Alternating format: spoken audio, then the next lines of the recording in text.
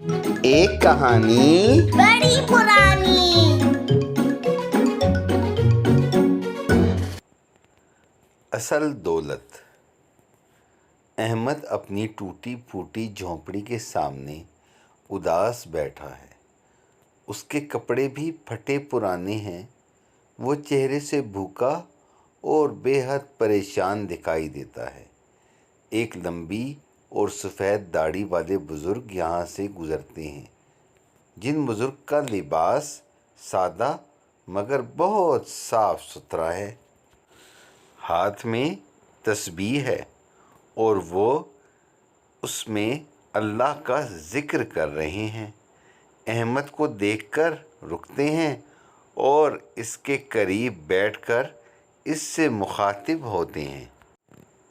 بزرگ ہمدردی سے: کیا بات ہے بیٹا؟ کچھ پریشان دکھائی دیتے ہو۔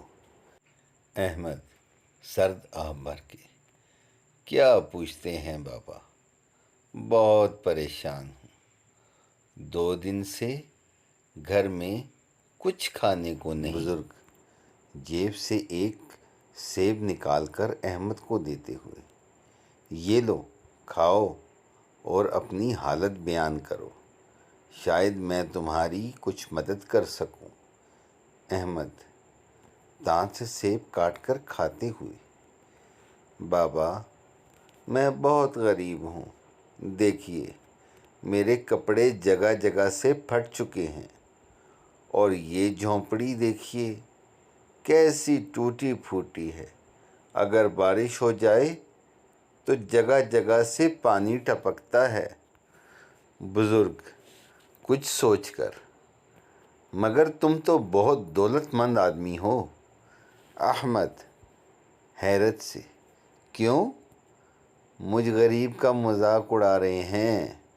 میری حالت دیکھ کر اور میرے حالات سن کر بھی آپ یہ کہہ رہے ہیں کہ میں دولت مند ہوں؟ کہاں ہے وہ دولت؟ مجھے کیوں دکھائی نہیں دیتی؟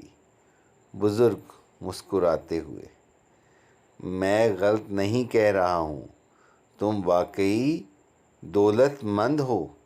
احمد غصے سے ہاتھ جوڑ کر: جاؤ بابا، اپنا کام کرو اور مجھے میرے حال پر چھوڑ دو۔ بزرگ: اچھا چلو ایک سودا کر لیتے ہیں۔ تم ایسا کرو کہ اپنی دونوں آنکھیں مجھے دے دو اور مجھ سے 1,00,000 روپے لے لو۔ احمد حیرت سے: آنکھیں دے دوں تو دیکھوں گا کیسے؟ یہ کیسا عجیب سودا ہے؟ بزرگ: چلو یہ نہ سہی، تم ایسا کرو، اپنے دونوں کان کاٹ کر مجھے دے دو اور اس کے بدلے 2,00,000 روپے لے لو۔ احمد سر پکڑ کر: ارے بھائی، یہ آپ کیسی باتیں کر رہے ہیں؟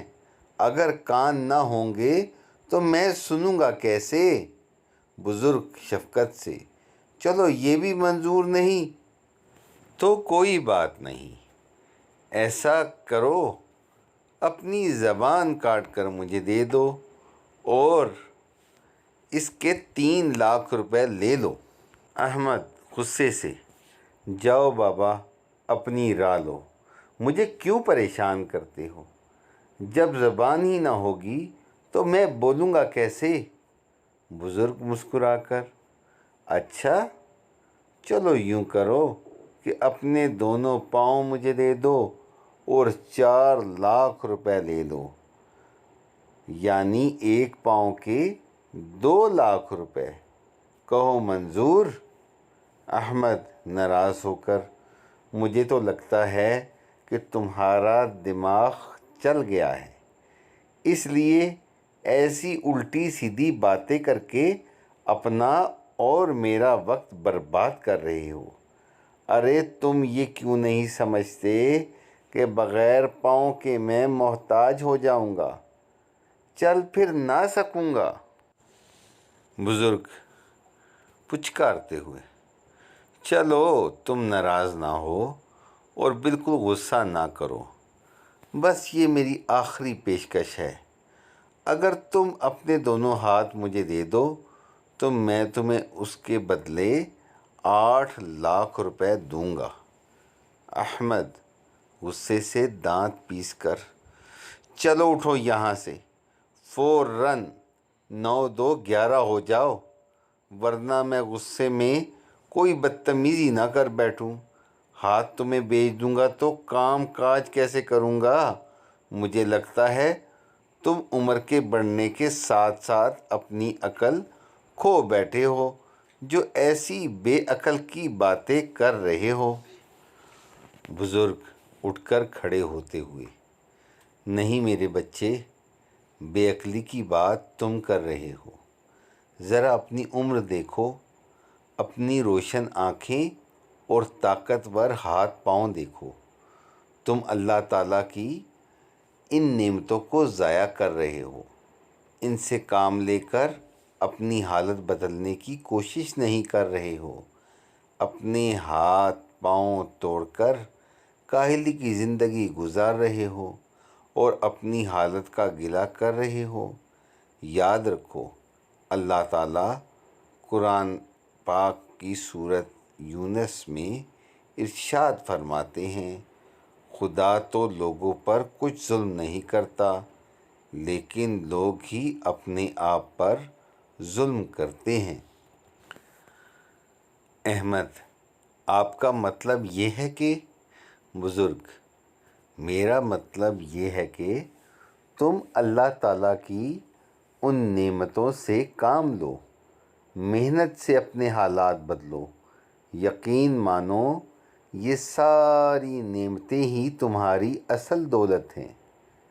احمد آنسو صاف کرتے ہوئے، شکریہ اے نیک بزرگ، آپ نے میری آنکھیں کھول دیں اور مجھے میری اصل دولت سے آگاہ کر دیا۔